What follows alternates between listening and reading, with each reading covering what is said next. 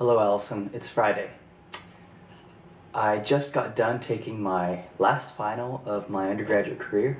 Feels pretty good.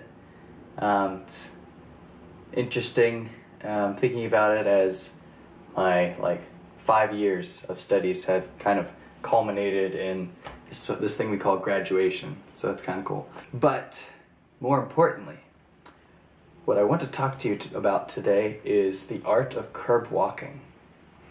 And yes, by that I mean walking on the thin curbs alongside of a road.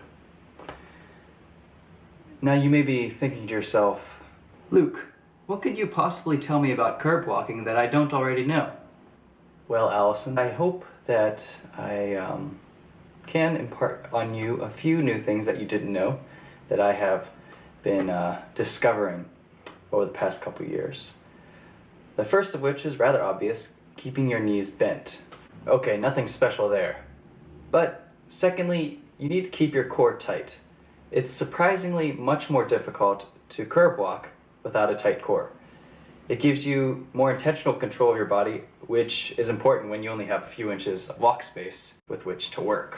Finally, the last and perhaps most important one that I discovered just recently, just a few days ago, is to actually not watch your feet, but rather stare straight ahead.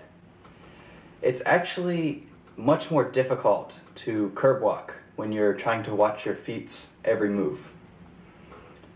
Instead, you sort of need to just keep your eyes forward and act as if you kind of barely notice the line in which you walk, but you still notice it with your peripheral vision. I think the reason that this works is perhaps in some ways similar to carrying a glass of water. Everyone knows that if you don't want to spill any water from a tall glass, you shouldn't look at the glass. I mean, you can run upstairs, you can run downstairs without spilling a drop if you just don't look at it. But then when you look at it, your hand just isn't as stable anymore. You spill water all over the place. It seems that if we just trust our bodies to lead us straight and steady, they will. So there you have it. A proper curb walker will have his or her knees bent, core tight, and a sort of, I kind of notice that I'm walking on a curb, but not really, sort of attitude. With this technique, it actually becomes fairly easy to curb run. Maybe other people can curb run without these three things, but I know I can't. I've tried it. It's just like trying to watch your feet while running, it doesn't really work. And you can run along a straight curb, which is easier, or it even works around like a curved curb.